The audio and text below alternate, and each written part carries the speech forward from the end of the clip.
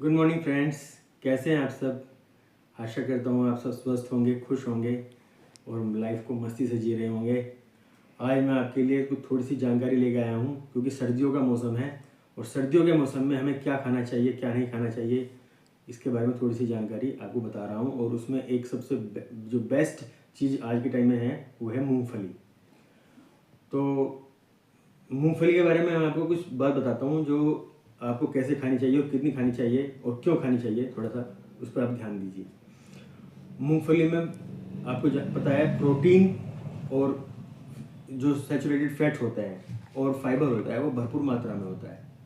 मूंगफली खाने से शरीर की जो पाचन शक्ति है वो बढ़िया रहती है, कोलेस्ट्रॉल नियंत्रित रहता है, HDL जो बेस्ट कोलेस्ट्रॉल है वो बेटर रहता है और त्वचा संबंधी जो समस्याएं हैं, पिंपल विंपल, वो सब खत्म हो जाते हैं। मूंगफली शरीर को गर्मी प्रदान करती है, सर्दी से बचा के रखती है।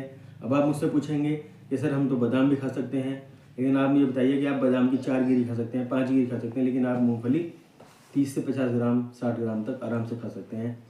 और मूंगफली की जो तासीर है वो बादाम से बिल्कुल अलग है। मूंगफली आपको प्रोटीन देती है, बादाम आपको प्रोटीन नहीं देता है इतना। तो प्रोटीन हमारे शरीर के लिए, हमारी मांसपेशियों के लिए, उनके निर्माण के लिए बहुत ज़रूरी है। प्रोटीन हमारे नर्वस सिस्टम के लिए बहुत ज़रूरी है। तो प्रोटीन का हमारे शरीर में बहुत सारा काम है, बहुत मतलब पूरे शरीर में, पूरी बॉडी में प्रोटीन अनेक काम करता है। जैसे धमनियों में जो रक्त है उसको पतला करता है। तो इन सब चीज़ों में मूंगफली जो है बहुत बेस्ट है आज के टाइम में। और सर्दियों में आप मूंगफली खाएं, लेकिन आपको कुछ बातों का ध्यान रखना है। एक, आप मूंगफली जो खाते हैं वो भुनी हुई मूंगफली खाएं, कच्ची मूंगफली ना खाएं। दूसरी चीज़ है, गुड़ के साथ आप मूंगफली खाएंगे तो आपको उसके ज़्यादा बेनिफिट मिलेंगे।